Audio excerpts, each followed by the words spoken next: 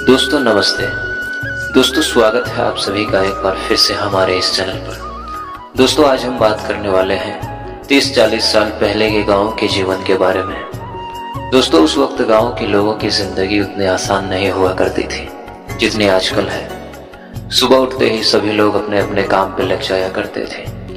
छोटी से छोटी चीजों के लिए मेहनत बहुत ज्यादा करनी पड़ती थी। मेहनत बहुत ज्यादा थी लेकिन सुकून भी था।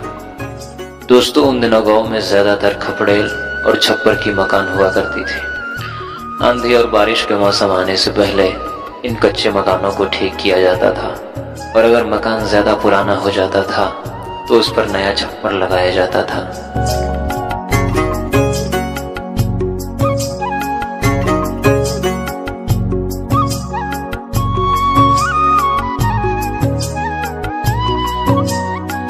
और दोस्तों उन दिनों खेती का सारा काम बैलों के द्वारा ही किया जाता था।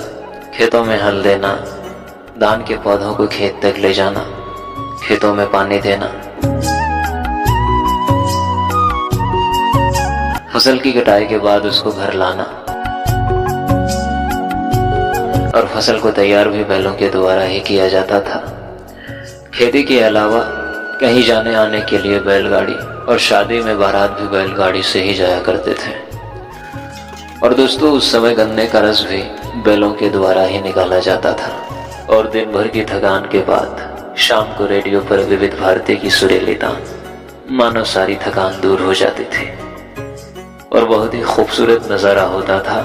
वो बुजुर्गों की लगी चौपाल, इधर उधर की बातें और आने जाने वाले लोगों को टोकना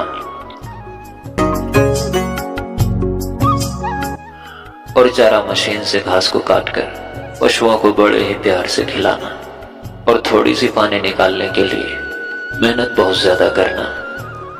और दोस्तों उस समय गांव में अनाज इसी में रखा जाता था। ये मिट्टी से बनाया जाता है, इसे डेहरी बोलते हैं। इसमें अनाज बहुत दिनों तक सुरक्षित रहता था। और गांव में नदी में नहाने का मजा ही कुछ और होता था। गर्मी के मौसम में एक भी दिन नदी में नहाए बगैर नहीं गुजरता था।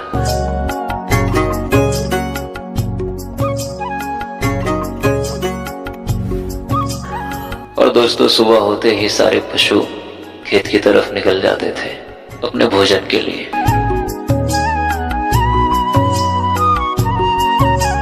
और दोस्तों रोज शाम के वक्त गांव में बाजार लगती थी।